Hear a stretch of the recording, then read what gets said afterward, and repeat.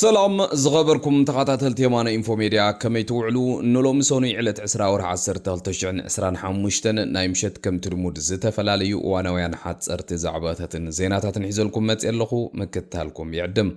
كبرات تقاتلتنا نزا چانلنا معبايتهم حدث زخونكم سابسكرايب قبرو تمز قبركم كا شير لايكن كومنت مقباراي تحمقون دابلكو نابتينا حج مدبات كحلفكم بقدامنت زغربلكم كبرات تقاتلتي جنزباو دقف نجنبار حزباو معبل برجيدنا حمودو اب ايثيوبيا كاب تقالستي برجيدنا حمودو سويزرلاند علت عسرا ورح عسر تغلتشعن عسران حموشاي وفريق قال بتكبار السسمي نجنبار حزباو معبل برجيدنا حمودو جنزباو دقف تبركيتو له እቲ ዝተዋፅአ መጠን ገንዘብ ናብ ማዕከን ግንባር ህዝባዊ ማዕበል ብርጌድና ሓመዱ ኣታዊ ክኸውን ድማ ተገይሩሎ ኣታዊ ዝተገብረ መጠን ገንዘብ 413,700 ብር ይኸውን እዚ ብሓምሻይ ወፍሪ ቃል ብተግባር ዝተሰመየ ገንዘባዊ ደገፍ ንግንባር ህዝባዊ ማዕበል ብርጌድና ሓመዱ ንኹሉ ኣባል ንብርጌድና ሓመዱ ንመላእ ኤርትራውያን ደለይቲ ፍትሕን ቃል ብተግባር ኣሰኒኻ ንሽፍታ ስርዓ ሻዕብያ ምቅላስ እንኮ መፍትሕ ሽግር ህዝብና ኤርትራ ምዃኑ ፈሊጡ ቃል ብተግባር ብዝብል ኣምር ተኸቲሉ ክቃለስ ድማ ንጽውዕ መዘኻኸሪ ኣብዚ ንርከበሉ እዋን ንሽፍታ ሻዕብያ ምቅላስ ገዲፈን ማሕበራዊ ሜድያታት ኤርትራውያን ደለይቲ ፍትሒ ቀንዲ ውራየን ወንዚፈን ንንባዕለን ኣብ ዝላተማሉ ዘለዋ ግዜ ህዲ ኢለን ምስ ገዛእ ርእሰን ክላዘባን ተላዚበን ስቃይ ህዝቢ ኤርትራ ተረዲአን ንህዝቢ ኤርትራ ፍትሒ ኣብ ምምፃእ ህዝባዊ ሓላፍነትን ክዋፅኣን ብትሕትና ነዘኻኽር እዞም ንሓምሻይ ግዜ ቃልሳዊ ሓላፍነትና ገዲድና ገንዘባዊ ደገፍ ንግንባር ህዝባዊ ማዕበል ብርጌድና ሓመዱ ንገብር ዘለና ከም ኩሉ ውፅእ ኤርትራዊ ወፅዑ ንምቕንጣጥ ክቃለስ ዘበርክቶ ኣበርክቶ ነበርክት ኣለና ኢልና ንኣምን ኣብዚ ታሪኻዊ ተበግሶ ክትሳተፉ ትደልዩ ድማ በዚ ረኸብና ቁፅሪ ቴሌፎን ኣብ ታሕቲ ኣለኩም ውፅእ ህዝቢ ኤርትራ ይዕወት ዓወትና ብቕልፅምና ቀፂለ ዘቕርበልኩም ክቡራት ተኸታተልቲ ኣብዚ ዝሓለፈ መዓልታት ኣብዚ ማሕበራዊ ሜድያ ኣብዚ ፀንሐ ላዕልን ታሕትን መቸም ዝተፈላለየ ርእይቶታት ክንህብ ቀኒና እንዲና ሕጂ ኣብዚ ክወሃብ ዝቐነየ ርእይቶታት እምበኣር ብዙሕ ነገር ተዓዚብና ክንከውን ተስፋ ይገብር ኣብዚ ክልተ መዓልቲ ቢለ ብዛዕባ እዚኦም ክልተ ሰባት እዚኦም ኣብ ዘለናዮ ሾው ኣብ ዮዲት ከይዶም ዝዛረቡ ሰባት እሳቶም ዝገብርዎ ተግባራትን ዝፀርፎ ፀርፍን ብፍላይ ከዓ ማሕበረሰብ ኣልዒሎም ዝፀርፎ ፀርፍን ቅቡል ከም ዘይኮነ ከምዚ ዓይነት ኣዘራርባን ስነ ምግባርን ዘለዎ ሰብ ድማ ኣይኮነን ተቃላሳይ ክኸውን ተራ ሰብ ኮይኑ ህይወቱ ከመሓድር እውን ከም ዘይክእል ኣብዚ ብርእይቶ መልክዕ ኣገባብ ብዘለዎ ከይፀረፍና ከየበልና ተዛሪብና ነርና ማለት እዩ ሕጂ እዞም ሰባት እዚኣቶም ኣብዚ ቃልሲ እንታይ እዮም ዝገብሩ ዘለዉ ማለት እንታይ ይሰርሑ ከም ዘለዉ ሲ ኣብዚ ሰዓት እዚ መቸም ከም ብርሃን ፀሓይ ኣዝዩ እንዳበረህልና ይኸይድ ኣሎ ብፍላይ ወናኒት ናይቲ ቻነል ዝኾነት ዮዲት ማለት እዩ ዮዲት ኣብዚ ሓለፈ እዋን ተግባራታ ኣብዚ ቃልሲ ብፍላይ ከዓ ተቃለስቲ ኣብ ምቁንፃብ ንቃልሲ ኣብ ምቁንፃብ ብፍላይ ኣብዚ ዝሓለፈ ኣዋርሕ ማለት እዩ ዳርጋ ንኩሉ ኣብ ቅድሚት ዘሎ ብፍላይ ከዓ ኣብዚ ግንባር ህዝባዊ ማዕበል ብርጌድና ሓመዱ ተሰሊፉ ጉዳይ ቃልሱ ዝገብር ዘሎ ካብ መሪሕነት ክሳብ ዩቱበራት ይኹን ጋዜጠኛታት ይኹን ኩሉ ዓይነት ሰብ ክለኽፎ ይግባአና እዩ ዝበልዎ ሰብ ክለኽፎ ቀኒዮም ኣለዉ በዚ መሰረት እምበኣር ከም ዝሓበርኩኹም ብቐዳማይ እውን ኣብ ዘቕሪበልኩም ነይረ ንሕና ገና ከይተዛረብና ከለና ብዛዕባ ኣብዚ ሜድያታት ዝኸይዱ ዘሎ ነገር ብኸመይ ክንሰርሕ ንኽእል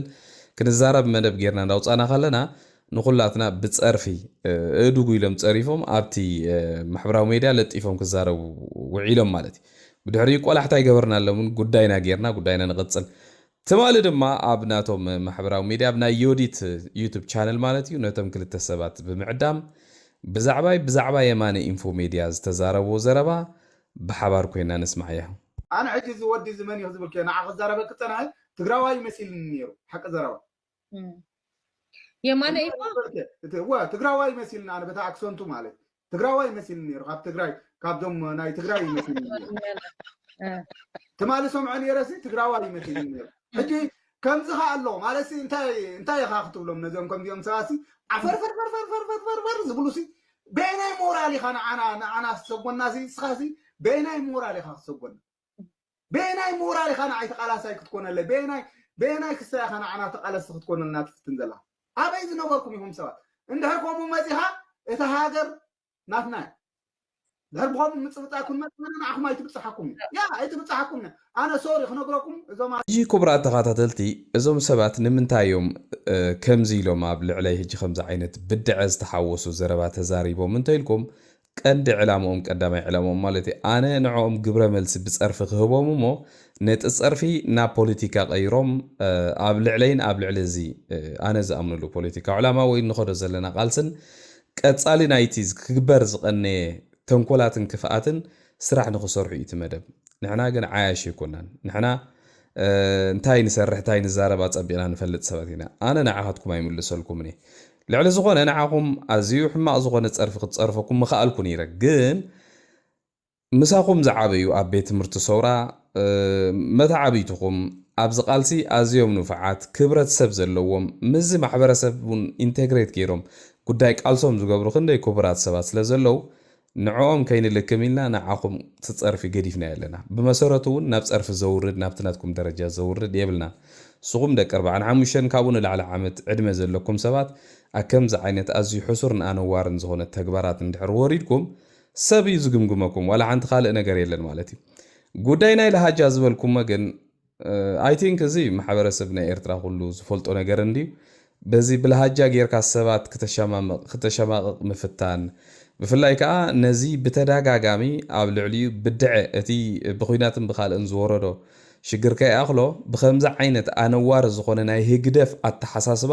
ጌርኩም ክተነውርዎ ተሓስቡ ዘለኹም ህዝቢ ከባቢታት ሰንዓፈ ይኹን ዓዱኻላ ይኹን ብዓፂሩ ብቲ ዶባት ናይ ትግራይ ዝርከብ ህዝቢ እዚ ቀፃሊ ናይቲ ትገብሮ ክፍኣትን ናይቲ ኩሉ ግዜ ኣብ ሓንጎልኩም ዘሎ ሓሳብን ምዃኑ ጥራሕ ይዘረድእ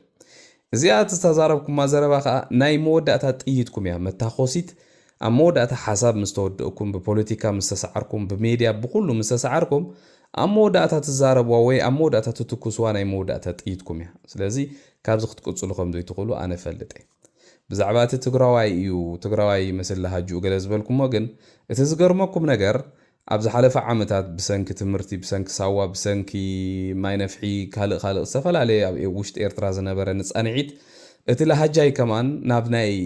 እዚ ማእከል ዝመስል ቁርብ ተቐይሩ እምበር ኣነ በቲ ናይ ለሃጃ ናይ ሽመጃና በቲ ናይ ለሃጃ ናይ ሰንዓፈ ብሙሉእ ዘሎ ናይ ጉሎ መኻዳ ናይ ዘላንበሳ ናይ ዓጋመ ብኡ ክዛረብ እየ ዝደሊ እቲ ለሃጃቲ ብጣዕሚ ካብ ዝፈትዎ መንነቱን ክብረቱን ዝሓለወ ለሃጃ ብጣዕሚ ፍትው ለሃጃ ምዃኑ እየ ዝፈልጥ ብኡ ከዓ ኣነ ከዓ ኩሉ ግዜ ኩርኤ ኣነ ካብ ደይዋን ጀሚሮውን መንነተይ ዘይሓብእ መበቆል ዓደይ ዝዓበ ኩሉ ብኡ ድማ ኣዝየ ካብ መጠን ንላዕሊ ዝኮርዕ ሰብ በዚ ከምዚ ዓይነት ነገራት ኣብ ልዕለይ ከምዚ ጌርኩም ፀሪፍኩም ገለመለ ንዓይና ብከምዚ ስምዒት እትይኹም ቲፎዞ ገለመለ ከምኡ ሓሲብኩም ተኾንኩም ሞይታትኩም ኣላ እዚ ብዓብኡ እውን እዚ ትዛረብዎ ዘለኹም ዘረባሲ ቅድሚ 15 ዓመት 14 ዓመት ዝተሰዕረ ሓሳብ እዩ መሽምሹ ዝወደቐ ዝተሸጠ ሓሳብ እዩ ያኢ ሕጅስ ክእለት ተባሂልለይ ትግራዋይ ዝመስል ለሃጅኡ ገለ ኢልኩም ከተሸማቕቑ ግን ዮዲትን ምሳኺ ዘለዉ ሰባት ክሳብ ክንደይ ናይ ክፍኣት ከም ዘለኩም እስኻትኩም ቅድሚ ቁርብ ዓመታት ኣብዚ ፖስተር ረእይዎ ክቡራት ተኸታተልቲ እዚኦም ቀዳሞት ጎስጎስቲ ናይ ወፍሪ ሰላም እዮም ነይሮም ወፍሪ ሰላም እንታይ ማለት እዩ ወፍሪ ሰላም እንታይ እዩ ዝጉስጉስ ነይሩ ኣብዚኣ ኩላትና ንፈልጣ ኢና ማለት ወፍሪ ሰላም ማለት ኣብ መንጎ እዚ ኣብ ኤርትራን ህዝቢ ትግራይን ዘሎ ሓደ ህዝቢ ኣብ ክልተ ተመቒሉ ዘሎ ሓደ ህዝቢ ናብ ንቡር ንምምላስ እቲ ሰላሙ ናብ ንቡር ንምምላስ ከምኡውን ሓበራዊ ንመጻኢ ብሓባር ከምኡውን ንመጻኢ ብሓባር ክነብረሉ ዝኽእል መገዲ ንምጥጣሕ ዝተመስረተ እዩ ወፍሪ ሰላም ማለት እዩ በዛ ኣጋጣሚ ኣብ ወፍሪ ሰላም ዘለው ኩሎም ቅንዕና ከም ዘይብሎም ኣዝዮም ኣብ ልዕሊ ህዝቢ ትግራይ ጽላኣት ዘለዎም ናይ ህግደፍ ኣተሓሳስባ ማለት ናይ ህግደፍ ኣተሓሳስባ ንፈልጣ ኢና ልዕሊ 34 ዓመት ጽልኢ ኣብ ልዕሊ ህዝቢ ትግራይ ዝጎስጎሰ ኣብ ልዕሊ ህዝቢ ትግራይ ጥራሕ ዘይኮነ ሃፈስጣ ናይቲ ኣብ ልዕሊ ህዝቢ ትግራይ ዘለዎም ጽልኢ ዋላ ነቲ ኣብ ዶባት ከባቢ ዝነብር ህዝቢ እውን ከሳቂ ዝጸንሐ ኣተሓሳስባ እዩ ናይ ህግደፍ ኣተሓሳስባ ስለዚኦም እዚኦም ሰባት ሕጂ ዘረባ ተረኺቡ ተባሂልለይ ብለሃጃ ሰብ ከሸማቕቑ ዝፈተኑ ማለት እዩ ኣብ ዝሓለፈ እዋን እውን ሓንቲ ቪድዮ ናቶም ነይራ ኣጋጣሚ ረኸብኳን እምበር ንሕናሲ ተጋሩ ኢና ስለምንታይ ተጋሩ ኢልኩም ኢሎምና ኢልና ንሓርቕ ተጋሩ እንዲና ንባዕልና እንዳበሉ እዚኦም ክልተ ሰባት እዚኦም ክዛረቡን ሰሚዕኹሞም ኣለኹም ማለት እዩ ሕጂ እዚ ኩሉ ዝግበር ዝነበረ ኣብዚ ደንበ ፍትሒ ከመይ ጌርካ ምዞም መንእሰያት ብሓባር ትኸይድ ዝኽተልዎን ዝሰርሕዎን ዝነበሩ ስትራተጂ እምበር ሓንቲ መዓልቲ እውን ትኹን ካብቲ ክፉእ ዝኾነ ሳሕላዊ ተሓሳስባ ወፂኦም ኣብዚ ቃልሲ ተሳቲፎም ነዚ ስርዓት ንክስዕሩ ሓሲቦም ከም ዘይፈልጡ መረጋገፅ እንሄለኩም ሕጂ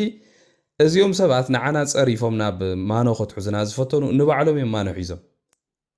በዛ ዝተዛረቧ ያዛዮዲት እውን በታ ዝገበረታ ተግባር ኣብ ልዕሊ ዝቃልሲ ተወርዶ ዘላ ጉድኣትን ትገብሮ ዘላ ተግባራትን ምናልባት እውን ጥዒቱ መሲልኩም ትጣበቑላ ዝነበርኩም ሰባት እውን ኣብዚኣ እንታይ ትገብር ከም ዘላ ንኽርዳእኩም ማለት እዩ ምክንያቱ ኣነ ሕማቕ ተዛሪበ ይፈልጥነ ብናተይ ማለት እዩ ፀሪፈ እውን ኣይፈልጥን በቲ ዘለኒ ብኣገባብ ገይረ ነቐፌታ ይቐርበ ብኣገባብ ገይሮም እዮም ክምልሱ ዝግብኦም ነይሩ እታ ዝበልዋ ግን ፀርፊ መሲልዎም እንተኮይኑ ተጋግዮም ኣለዉ ስለዚ ኣነ ብከምዚ ወዲ ከምዚ መልሲ ክህብ ኣይደልን እውን ካብዚኣ ናይ ሎም መዓንቲ ንድሓር ከማን መልሲ ሂቦምነ ኣጀንዳ ክኸውን የብሉን ካብ ሓንቲ መዓልቲ ክትሓልፍ የብላን ጉዕዘና ንቅድሚት ቃልስና ከዓ ክዕወት እዩ ከምዚኦም ዝበሉ ሰባት ኣብ ምእራይ ግን ፅቡቕ ንኸይድ ኣለና ፅቡቕ ኣብ ምንፃር ግዜ በፂሕና ኣለና ነገራት የተዓዛዝበና ኣሎ ማለት እዩ ብምቕፃል ዘቕርበልኩም ድማ ክቡራት ተኸታተልቲ እዚ ኣብ ዝሓለፈ ሳምንታት ኣብ ከባቢ ዋሽንግተን ዝስርሑ ዘለው ዝተፈላለዩ ዲፕሎማስያዊ ፃዕርታት ኣብዚ ኣቕሪበልኩም ነይረ ብፍላይ ብሰዓት እዚ ካብ ዋሽንግተን ገፁ ናብ ህግደፍ ዝመፅእ ዘሎ መጠንቀቕታታት ህግደፍ ኣዝዩ ኣሻቒድዎም ከም ዘሎ ሕጂ እውን ካብቶም ናቶም ሜድያታት ዝመፅእ ዘሎ ዘረባታትን ዝግበር ዘሎ ኣብ ጎስጓሳትን ሓንቲ ቪድዮ ከስማዓኩም እየ ምክንያቱ እዚ ብግንባር ህዝባዊ ማዕበል ብርጌድ ንሓመዱ ዝካየድ ዘሎ ዲፕሎማስያዊ ፃዕርታት ኣብ ኣሜሪካ ነቶም ተራ ኣክቲቪስትስ ወይ ተራ ደገፍቲ ጥራሕ ዘይኮነ ነቶም ሰበስልጣን ናይ ህግደፉን ክሳብ ክንደና የሻቒድዎም ከም ዘሎ ከም ዝክሮ ብዝሓለፈ እዋን እውን ሓደ ሓያል ዝኾነ ተንታኒ ናይ ቀርኒ ኣፍሪቃ ዝኾነ ኣብዚ ኣቕሪቦ ነይሩ ብትንታነ መልክዕ ማለት እዩ በዓል ቲቦር ናጊ ገለ ዝተሳተፍሉ ስለምንታይ ህግደፍ ኣብ ሰዓት እዚ ናብ ዋሽንግተን ገፁ ዝጥምት ዘሎ ናይ ባዕሉ ድሌት ስለ ዘበገሰ ድዩ ዋላ ስቲ ናይ ተቃወምቲ ኣብቲ ከባቢ ዝካየድ ዘሎ ዲፕሎማሲ ስለ ዘሻቐሉ እዩ ዝብል ሰፊሕ ዝኾነ ትንተና ኣቕሪቦም ነይሮም ኣብኡ ዳርጋ ኩሉ ተገሊጹ እዩ ብዝኾነ ኮይኑ ግን እዛ ቪድዮ እዚኣ ሰምዓኹም ትሻቕሎት ይቕፅል እዩ ዘሎ እቲ ስራሕ ከዓ ብኡ መጠን ይቕፅል እዩ ዘሎ ስለዚ እቲ ዘዋፀና ስራሕ እዚ ምዃኑ እንዳፈለጥና ነዞም ኣብ ቅድሚት ኮይኖም ኣብ ዲፕሎማስያዊ ስራሕ ተፀሚዶም ዘለዉ ኣሕዋት ኩሉ ግዜ ደገፍ ክንገብረሎም ይግባእ እቲ ስርዓት ንክቕይር ብብዝሒ ዝዛረብሉ ዘለው ምናልባት ኣብ ካልእ ደይራኹም ክትኮኑ ትኽእሉ ኢኹም ሓንቲ ቪድዮ ነይራ ትዘውር ዘላ ኣብ ኤርትራ ሬጂም ቼንጅ ንክግበር ብዙሕ ጎስጓሳት ይግበር ኣሎ ኦልሞስት እቲ ስርዓት እውን ንክእለ ኣብ ዘስምዖ ድሓ እንታይ ኢሉ ኣውፅኡ ነይሩ ፈወርቂ ልክዕ ከም ነበር ፕረዚደንት ኢትዮጵያ መንግስቱ ሃይለማርያም ካብ ሃገሩ ክሃድም እዩ ክብል ሓደ ኣምባሳደር ኣሜሪካ ተዛሪቡ እቲ ዘዘራርብ ዘሎ ዘረባ ኣምባሳደር ኣሜሪካ ካብኡ ብዝዘለለ ዕጫ ኢሳያስ ኣፈወርቂ ምስ ናይ መወዳእታ ዕጫ ማዕሙር ጋዳፊ ክመሳሰል ከም ዝኽእል እውን ተዛሪቡ ኣሎ እቲ ኣምባሳደር ዝክብል ተሰሚዑ ዘሎ ምስ ተቃወምቲ መንግስቲ ኤርትራ ኣብ ኣሜሪካ ኣብ ዝተላዘበሉ እዋን እዩ ተቃወምቲ ስርዓት ህግደፍ ከም ዝኾኑ ዝንገረሎም ብርጌድ ንሓመዱ ድሕርቲ ኣብ ዝሓለፈ ሰሙን ኣብ ከተማ ኣዲስ ኣበባ ዘካየድዎ ኣኼባ ኣብ ርእሰ ከተማ ኣሜሪካ ምስ ኣምባሳደር ኣሜሪካ ተራኺቦም ዘትዮም ኣለዉ ኣምባሳደር ኣሜሪካ ቲቦር ናጊ ምስ ብርጌድ ንሓመዱ ኣብ ዝነበሮ ኣኼባ ኢሳያስ ኣፈወርቂ ልክዕ ከም ኢትዮጵያዊ መራሒ ዝነበረ መንግስቱ ሃይለማርያም ሃገሩ ሓዲጉ ምህዳሙ ኣይቐርን ካብኡ ሓፍ እንተኢሉ ድማ ልክዕ ከም መራሒ ሊብያ ዝነበረ ማዕሙር ጋዳፊ ዘጋጠሙ ዕጫ ክበፅሑ ዘገርም እዩ እቲ እዚ ትሪእዎ ዘለኹም እዩ ንመንግስቲ ሃይለማርያም ከም ዝሃድም ዝገበረ ነቶም ካልኦት ኩሎም ኣብቲ ከባቢ ሕማቕ ዝገብሩ ዝነበሩ በብሓደ ከም ንፋስ ከም ዝሃፉ ዝገበረ ሕጂ ንሳቶም ክሃድሚዮም ኢሉ ክዛረብ ከሎ እቲ ድርቅና ናቱ ንባዕሉ ዘገርም እዩ ቀፂለ ዘቕርበልኩም ክቡራት ተኸታተልቲ እዚ ትሪእዎ ዘለኹም ፕሮፌሰር ትራንቮልት ዝበሃል ኖርዌጃዊ ምናልባት እታ ሽም ኣደማምፃ ቀይረያ ክኸውን ክእለ ግን ኣብዚ ዝሓለፈ እዋን ኣብ ኩናት ናይ ትግራይ ኣብ ዝነበረሉ ብዛዕባ እቲ ኣብ ትግራይ ዝነበረ ኩናት ቅድሚ ኩናት ምጅማሮ ትሒዙ ሰፊሕ ዝኾነ ትንተና ዝህብ ዝነበረ ብዓብዩ ድማ እቲ ኣብ ልዕሊ ህዝቢ ትግራይ ክመፅእ ዝኽእል ሓደጋታት ብትኽክል ቅድሚ ምጅማሮ ትሒዙ ዋርኒንግ ዝህብ ዝነበረ ወይ ከዓ ዝግበር ዝነበሩ ተግባራት ኣብቲ ከባቢ ብግቡእ ተረዲኡ ዘርድእ ዝነበረ ሰብ እዩ ባይዘወይ እዚ ፕሮፌሰር እዚ ኣብ ትግራይ እውን ንውሕ ዝበለ ዓመታት ዝተቐመጠ ናይቲ ከባቢ ቋንቋን ባህልን ኣነባብራን ዋላ ናይ ኤርትራ እውን ኣፀቢቑ ዘፅንዐ ሰብ እዩ ኣብቲ ትግራይ እውን ተቐሚጡ ኤክስትራ ንዑ ንምፅናዕ ማለት ናይቲ ቀርኒ ኣፍሪቃ ብፍላይ ከዓ ናይ ኤርትራን ኢትዮጵያን ስፔሻላይዝ ዝኾነ መፅናዕቲ ዘለዎ ፕሮፌሰር ሕጂ እንታይ ይብለና ኣሎ ባይዘወይ እዚ ኣልዒልዎ ዘሎ ሓሳብ አንፎርቹኔትሊ እዚ ደላይ ፍትሒ ዝበሃል ሲ ሎሚ በዚ ንሪኦ ዘለና ባእሲ ብልኣላውነት ዶ ብገለ ዶ ብገለ ብግንባር ብግሎባል ገለ እንዳተባሃለ እዚ ኩሉ ዝካየድ ዘሎ ባእሲ ብጣዕሚ እንዲ ዝሕዝን ብጣዕሚ እዩ ዝሕዝን እዚ ኣልዕልዎ ዘሎ ርእስቲ ብዛዕባ ምንታይ ልዒሉ ዘሎ መሲልኩም ድሕሪ ኢሳያስ ዘላ ኤርትራስ እንታይ ትመስል ኣብ ዝብል እየ ርእስቲ ልዒሉ ዘሎ እዚ ሲ ትዛዓበየ ቶፒክ ትዛዓበየ ኣጀንዳ ኮይኑ ዋላ ኣብዚ ሲ ነንሕድሕድና እንተተባእስና ከማን መፀበቐልና ነይሩ ምክንያቱ ኣብ ድሕሪ ኢሳያስ ዘላ ኤርትራስ እንታይ ኢና ንደሊ ድሕሪ ኢሳያስ ዘላ ኤርትራ እንታይ ዓይነት ኤርትራ ኢና ካብ ኢሳያስ ክንርከብ ኢሳያስ ክሳብ ክንደናይ ዝኣክል ዕንወት ኣውሪዱ ዘሎ እቲ ኢሳያስ ኣብ ልዕሊ ኤርትራ ብቁጠባዊ ብትምህርቲ ብኩሉ ዓይነት ማሕበረሰባዊ ስነ-ኣእምራዊ ብሙሉእ ዕንወታት ኣውሪድዎ ዘሎ ሲ ገሚትና የለና ዶ እቲ ዳይሜንሽን ናቱ ፈሊጥና የለና ዶ ኣብ ዝብል ኣብዚ እቲ ዝዓበየ ኣጀንዳ ክኸውን ዝግብኦ ነይሩ ግን ከም ትሪእዎ ዘለኹም ብዝኾነ እንታይ ይብለና ኣሎ ብዛ ቪድዮ መስለኩም ድሕሪ ኢሳያስ ዘላ ኤርትራ ብጣዕሚ እያ ተሰክፍ እዩ ዝብል ዘሎ ምክንያቱ ኢሉ ዳርጋ ኣብቲ ሃገር ብዝተፈላለየ መገዲ እቲ መንእሰይ ወፂኡ ኣብቲ ሃገር ሲ በቃ እቲ ኣክቲቭ ዝኾነ ሰብ ሓፂሩ እንተተቆፂሩ ካብ 2 ሚልዮን ኣይሓልፍን እዩ ዝብል እዚ ድማ ብትምህርቲ ብፕሮፌሽን ብገለ ብኩሉ ኣዝዩ ዝደኸመ በቃ ዝሞሽሞሸ ሓይሊ እዩ ብኤርትራ ተሪፉ ዘሎ ብትክክል እዩ ዋላ ሓደ ብኤርትራ ሲ ዋላ እውን በቲ ናይ ስርዓተ ህግደፍ ዘሎ ካሪክለም ተማሂሩ ኣብ ፅቡቅ ደረጃ ዝበፅሕ ሰብ ይወፅእ ካብቲ ዓዲ ብስኮላርሽፕ ዲ ብገለ ዲ ይወፅእ ሶ እንታይ ዝብል ዘሎ ድሕሪ ኢሳያስ ዋላ ብባዮሎጂካሊ ብዕድመ ደረጃ ዲ ብሕክምና ዲ ኢሳያስ ከምዛ ዘለዋ እንድሕር ሞይቱ ሲ ብቐጥታ ነቲ ኣብ ኤርትራ ዝወረደ ቫኪዩም ወይ ከዓ ብኮ ንዕኡ ክመልእ ዝኽእል ሓይሊ ብኤርትራ ብሰዓት የለን እዩ ዝብል ስለዚ እንታይ ዳ እዩ ክግበር ዘለዎ ከም ናቱ ሓሳብ ዘቕረቦ which is ኣነ ኣብ ሕቶ ምልክት ዘእትዋ ዘይተቐብልኳ ማለት እዩ ዝብል ዘሎ ከም በዓል ኢትዮጵያ ዝበለት ሃገር ሲ ነዛ ኤርትራስ ኣብ ትራንዚሽን ወይ ከዓ ኣብ ምስግጋር ኢትዮጵያ ከም ሃገር ክትሕግዛ ትኽእል እያ ሕጂ ዝኽብል ከለኹ ኢትዮጵያን ኤርትራን ብሓባር ክኾና ማለት ኣይኮንኩን እዚ ኣይቅበሎን እውን ይብል ኣሎ እሱ ግን ኣብቲ ትራንዚሽን ግዜ ክሕግዝዎም ይኽእሉ እዮም ንኤርትራውያን ግን እንታይ ከዓ ኢሉ ኣሎ መን እዮም ክሕግዝዎም ዝኽእሉ ንኤርትራውያን ብፍላይ ነቲ ህዝቢ ኣብ ሞራል ኣመሃብ ሃገሩ ናብ ብሓድሽ መንፈስ ምዝ ዘሎ ህልው ኩነታት ናይዚ ዓለምና ምዕባለ ሓቢራ ንክትከይድ ክሕግዝዎም ዝኽእሉ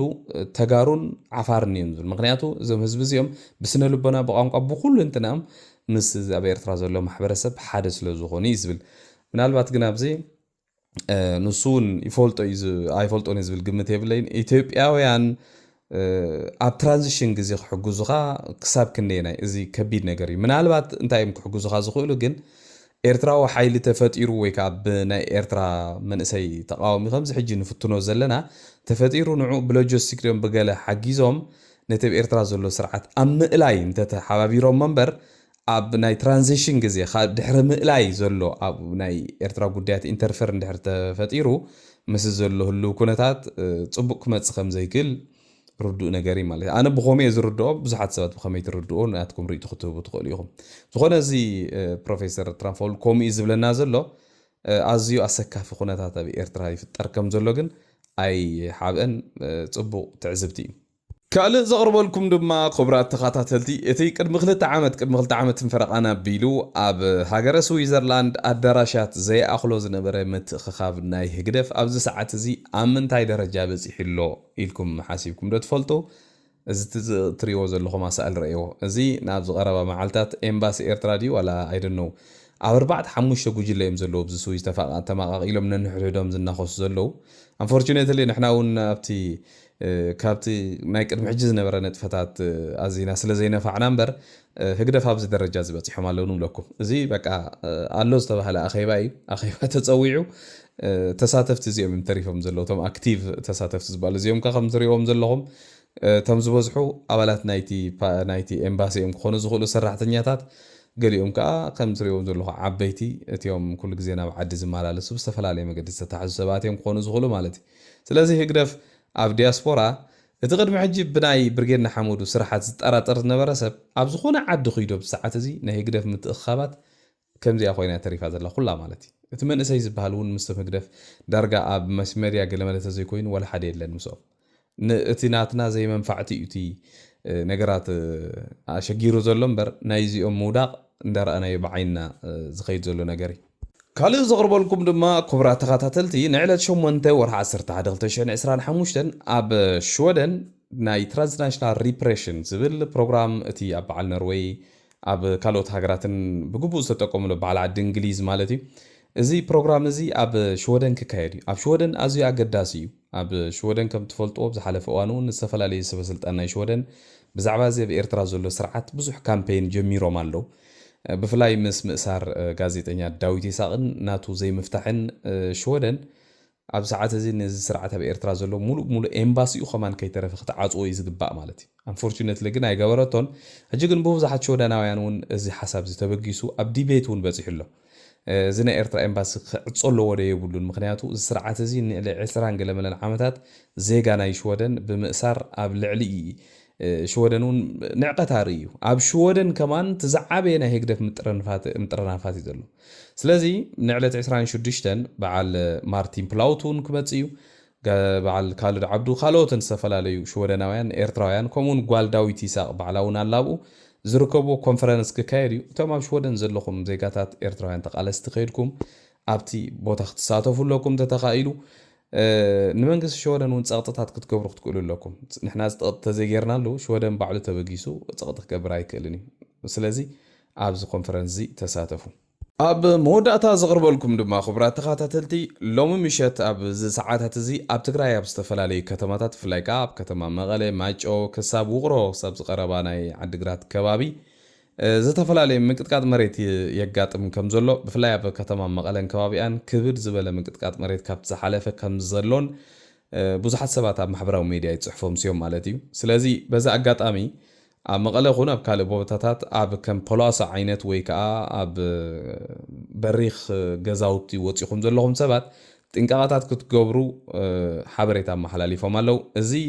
ኣብ ትግራይ ብተደጋጋሚ ዘጋጥም ዘሎ ምንቅጥቃጥ መሬት ምስቲ ኣብ ዝሓለፈ ዓመታት ኣብ ከባቢ ዓፋር ብተደጋጋሚ ዘጋጥም ዘሎ ምንታግ እሳተ ጎመራን ከምኡውን ዝተፈላለዩ ምስ ናይ ትሕቲ መሬት ዘጋጥሙ ናይ ጂኦሎጂካዊ ንጥፈታትን ዝካየድ ምዃኑ ኣብ ዝሓለፈ እዋን እውን ናይ መቐለ ዩኒቨርሲቲ ምሁራት ገሊፆም ነይሮም እዮም እቲ ከባቢ ብፍላይ ዛ ዓፋር ከባቢ ዝበሃል ብዓብዩ እቲ ናይ ግሬት ኣፍሪካን ሪፍት ቫሊ ዝበሃል ከሳብቲ ከባቢ ስለ ዝርጋሕ ብዙሕ ሓድሽ ነገራት እንዳተፈጥረ ይኸይድ ኣሎ እዚ ምንቅጥቃጥ መሬት እውን ኣብ ትግራይ ጥራሕ ዘይኮነ ክሳብ ገማግም ባሕሪ ናይ ኤርትራ እውን ክኸይድ ከም ዝኽእል ተኾነ እቲ ስርዓት ኩሉ ግዜ ዝኾነ ይኹን ነገር ከጋጥም ከሎ ንማሕበረሰብ ዓለም ስለ ዘይሕብር እምበር ኣብ ትግራይ ናብ ዓፋር እንተራእዩ ኣብ ደንከል ዘይረኣየሉ ምክንያት ብዙሕ ኣይክህሉን እዩ ማለት እዩ ብዝኾነ ኮይኑ ግን ጥንቃቐታት ክትገብሩ ሓበሬታ ተመሓላሊፉ ኣሎ